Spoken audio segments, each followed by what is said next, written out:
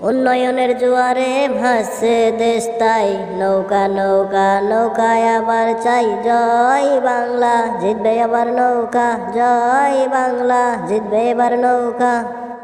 প্রিয় দর্শক, আমি বর্তমানে আছি মানিকগঞ্জ জেলার সিংহের থানায়।